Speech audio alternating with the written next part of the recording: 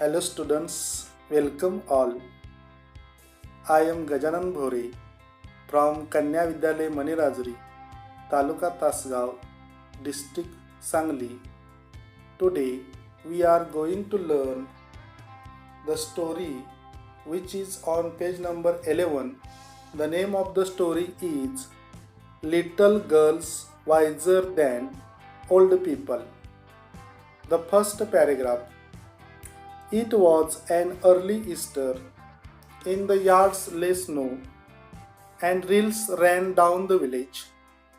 A large puddle had run down from a manure pile into a lane between two farms. And at this puddle, two girls, one elder than the other, had met. Both of them had been dressed by their mothers in new clothes. The little girl had a blue dress and the elder a yellow one with a design. Both had their heads wrapped in red kerchiefs. After prayers in the church, the two girls went to the puddle. There they showed their new garments to each other and began to play. They wanted to splash in the water. The girl started to go into the puddle with her shoes, but the older girl said to her, these are the two paragraphs. In the first paragraph, the writer says that it was an early Easter, means तो ईस्टरचा दिवस म्हणजे Easter सणाचा तो दिवस होता. Easter is the name of festival which is a Christian festival and holiday that is celebrated in many countries. Easter is always a Sunday. Easter हा Christian सण असून तो मोठ्या उत्साहाने साजरा केला जातो. ईस्टर हा सण नेहमी रविवारी साजरा केला जातो. Means it was an early Easter. तो ईस्टरचा सणाचा दिवस होता. In the yards lay snow. यार्डमध्ये बर्फ म्हणजे अंगणात बर्फ पसरलेला होता. And rills ran down the village. Rills means a small streams of water. आणि त्या गावातून एक छोटासा झरा वाहत होता. A large puddle had run down from a manure pile into a lane between two farms. A large puddle means मोठा पाण्याचं डबकं तिथून वाहत होतं. From a manure pile. Manure means खत. खताच्या ढिगावरून into a lane between two farms. दोन शेताच्या मधून एक पाण्याचा मोठा झरा तिथून वाहत होता. And at this puddle two girls, one older than the other, had met. अशा या वाहणाऱ्या मोठ्या पाण्याच्या झऱ्यामध्ये दोन मुली भेटल्या. एक मोठी होती आणि एक लहान होती. Both of them had been dressed by their mothers in new clothes.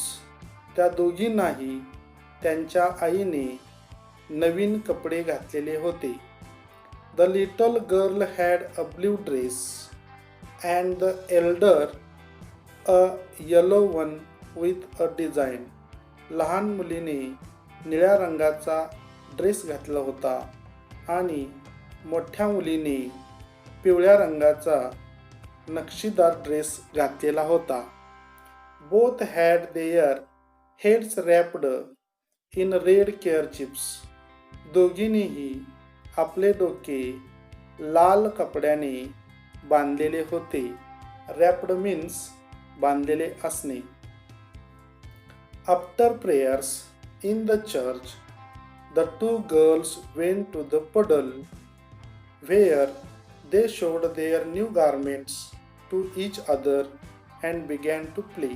Means after prayers means प्रार्थना झाल्यानंतर, चर्चमधील प्रार्थना झाल्यानंतर त्या दोन्ही मुली त्या पाण्याच्या झऱ्याकडे गेल्या. Where they showed their new garments to each other, जिथे त्या दोन्ही मुलींनी आपले नवीन कपडे, गार्मेंट्स मीन्स क्लोथ्स, नवीन कपडे एकमेकीला दाखवले. And they began to play, आणि त्यांनी त्या डबक्यात खेळण्यास सुरुवात केली. They wanted to splash in the water, त्यांना पाणी एकमेकीच्या अंगावर उडवायचे होते. The little girl started to go into the puddle with her shoes on, but the older girl said to her, त्या लहान मुलीला सुद्धा त्या पाण्यामध्ये जाऊन खेळायचे होते. मात्र मोठी मुलगी तिला म्हणाली, "Don't go, Malasha. Your mother will scold you. I will take off my shoes and you do the same." मलाशा, तू पाण्यामध्ये जाऊ नकोस. Your mother will scold you, तुझी आई तुला खवळेल. स्कोल्ड म्हणजे खवळणे. I will take off my shoes, मी माझे बूट काढते. And you do the same, तूही तुझे बूट काढ. So the girls took off their shoes and raised their skirts and walked through the puddle toward each other. आणि अशा प्रकारे त्या दोन्ही मुलींनी आपले शूज काढले. And they raised their skirts, आणि त्याने आपले जगे वरती केलेले आहेत. And they walked through the puddle, आणि त्या झऱ्यातून त्या चालू लागल्या. Malasha stepped in up to ankles, Malasha त्या पाण्यामध्ये आपल्या पायाच्या घोट्यापर्यंत उतरलेली आहे. स्टेप्ड इन मीन्स चात उतरणे.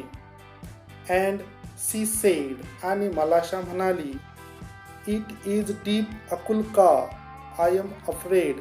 मलाशा म्हणाली, इट इज डीप, हे खूपच खोल आहे. अकुलका, आय एम अफ्रेड, मला भीती वाटत आहे. अफ्रेड मीन्स भीती वाटणे. Never mind, she replied, it will not be any deeper, come straight toward me. अकुलका म्हणाली, घाबरू नकोस. It will not be any deeper, ते पाणी खूप खोल नाही. Come straight toward me, माझ्याकडे सरळ चालत ये. They came to closer to each other. अकुलका said, Malasha, look out and do not splash it up, but walk softly. They came closer to each other means त्या दोघी जवळ आल्या. अकुलका said, अकुलका म्हणाली, मलाशा, look out and do not splash it up. इकडे बघ आणि पाणी उडवू नको. Splash means पाणी उडवणे. But walk softly, हळूहळू चालत ये. She had barely said that when Malasha plumped her foot into the water and bespattered. आणि मग अकुलका had barely said that, अकुलका म्हणताच मलाशा plumped her foot, मलाशाने आपले पाय पाण्यात बुडवले आणि पाण्याचे शिंतोडे मलाशा उडवू लागली. बेस्पॅटर्ड मीन्स पाण्याचे शिंतोडे उडवणे. इन दिस वे वी सॉ the second paragraph of this story. Now exercise on this paragraph. Listen the passage carefully and answer the question. A. Complete the sentences. वाक्य पूर्ण करा.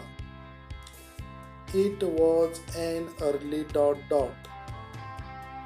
B. The little girl had ... C. They wanted flash in ... D. The girls took off her ... These are 4 sentences in A. A2. Describe the 2 girls' new dresses. Means त्या 2 मुलींचे नवीन dress जे होते त्यांचे वर्णन करा. Describe means वर्णन करणे. A3.